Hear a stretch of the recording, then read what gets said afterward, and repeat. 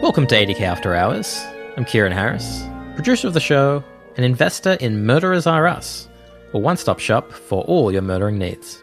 It's a conversation with my friend and colleague Luisa Rodriguez, where we cover my views on free will and how I came to hold them, what it's like not experiencing sustained guilt, shame, and anger, whether Luisa would become a worse person if she felt less guilt and shame, specifically whether she'd work fewer hours or donate less money or become a worse friend, whether giving up guilt and shame also means giving up pride, the implications for love, the neurological condition jerk syndrome, and some practical advice on feeling less guilt, shame, and anger.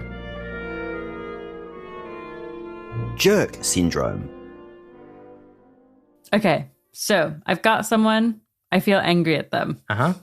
I'm feeling it now. Yeah. I won't say any more about it. But when so I guess I pretty quickly can be like, they couldn't have done otherwise. And that's because, they did this thing that was hurtful to me. Yep. I think probably it's because of their genes and their upbringing. And I can even feel like some compassion for them because it wasn't a nice thing to do. Yeah. And like, it's not great to be a person who can't help but do things that are cruel. I still feel like, it's interesting. It's even still anger. I feel angry that I'm in this world where I got hurt. But are you angry? But I don't feel angry at them. Yes, exactly. So that's the shift I'd want you to do too. So it's like, because I feel that too. Like I feel angry sometimes about the world, but it is a very different experience to be angry at the universe rather than angry at this specific person. And so, it like sucks to be in a world where this person hurt you. Like that really sucks. And it makes sense to be upset about finding yourself in that world. But the really corrosive thing is holding on to this like anger or even hatred towards this person. Maybe one way of thinking about this that I find fun.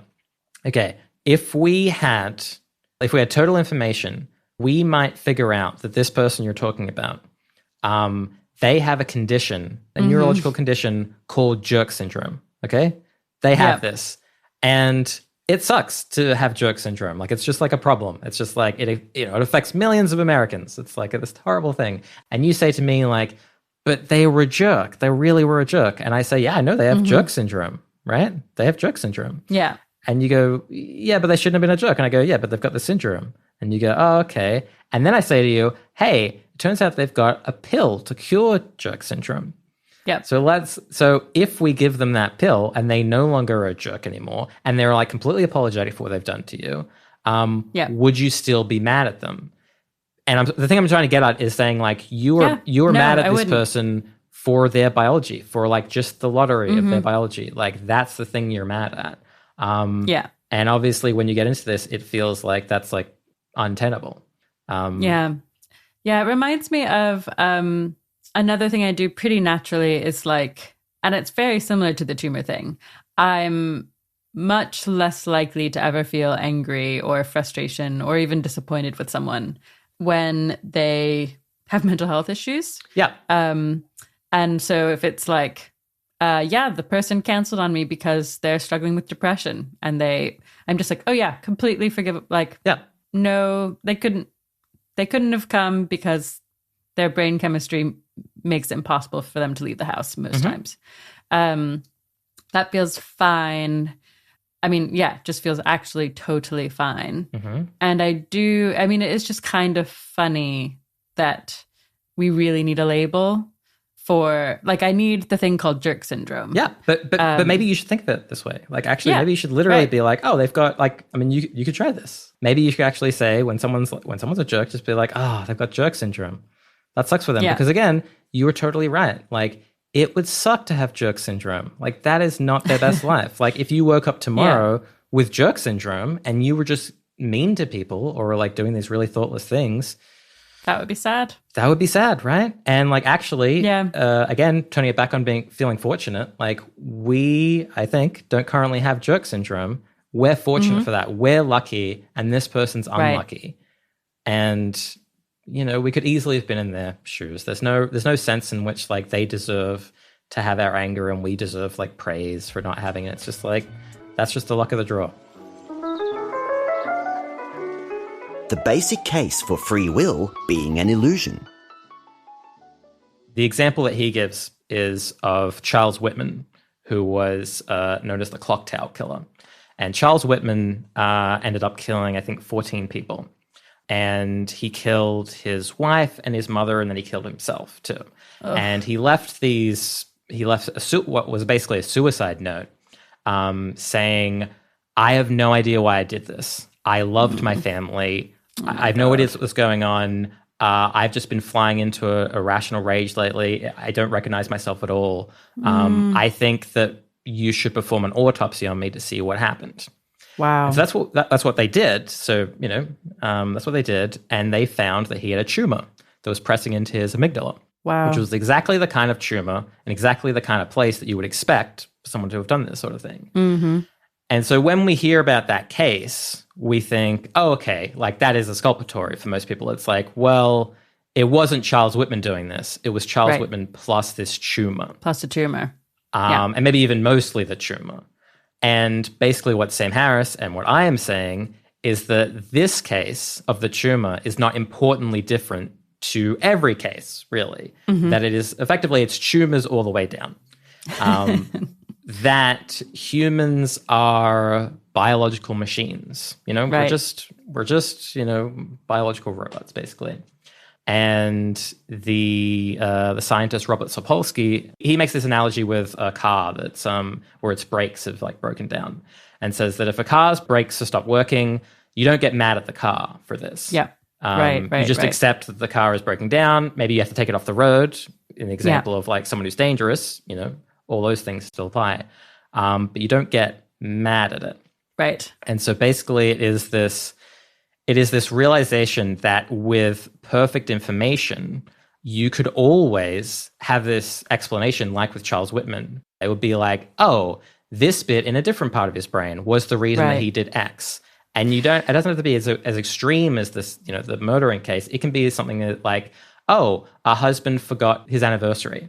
And it's like, well, why did he do that? Well, with total information, we could tell you exactly why he did that.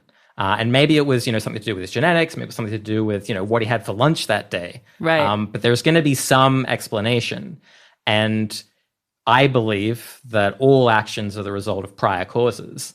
Yeah. And that there's nothing else left. Like once you have all these prior causes, it will just lead to you doing exactly what you do in any case. Right. If you pause the universe just before you make a decision, whatever that decision you make, that's what would have happened a trillion times in a row.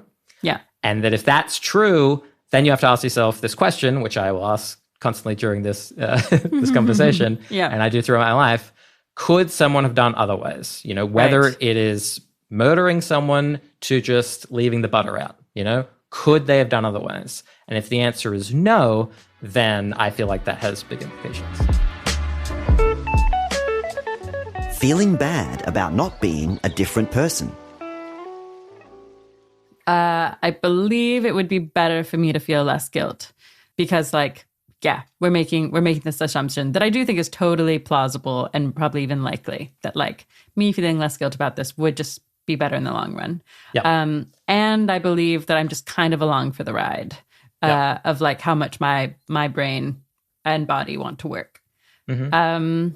Then what would it be like to on the day-to-day try to conjure those ideas up when feeling guilty? Yeah, I mean, I'm just trying to remember a time last week, for example. Yeah, there was a day when I felt stressed and sad. And so I could tell I was getting really distracted when trying to work and that it wasn't working and that I should go for a walk instead. But felt a bit guilty about that walk because it was in the middle of a work day and probably people would have expected me to be at my computer. I guess that's kind of an easy case because upon reflection, I just really think it was just good for me to take the walk. Yeah. If it gets a bit more ambiguous and I'm just I really want to go for a walk, which sometimes happens. If it's a really gorgeous day, I live in Oxford. And so if it's good weather, I'm really drawn to it. So with a lot of these ones, to me, whenever you talk about stuff like this, I think what you are feeling guilty about is not being a different person. That's what you're saying. You're saying I should be a different person. Yeah.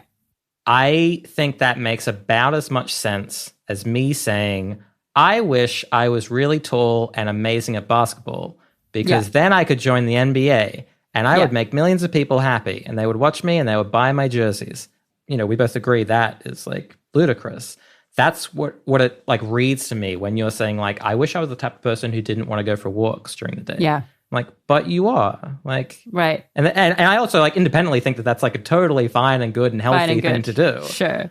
But even if it wasn't, it's like, okay, well, that's the world we're in. We're in the world where you like to take walks. Okay. Like what is there to feel shame about? I mean, it's just, that's just who you are.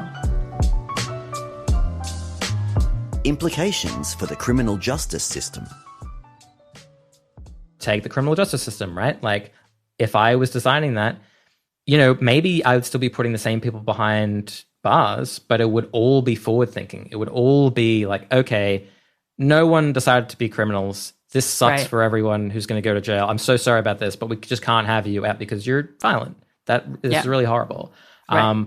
But that is a totally different way of thinking about it. A criminal system that had punishment, like punitive, you did something bad and you deserve to suffer. It's purely just like protect society from people who can't help but do bad things. That's it. It is like what we're talking about at the top of the conversation. It is just real compassion for everyone, by the way. Because again, if they've done something really bad, they might have to be in jail for the rest of their lives. That sucks to be that person. Like that's terrible. Yeah. I mean, in your world, maybe prisons aren't even, I mean, they deprive you of your freedom and that's terrible, but maybe they're not even like bad places to be. All you're trying to do is. Yeah, absolutely. So it's like you can make the argument that they should be bad places as a disincentive.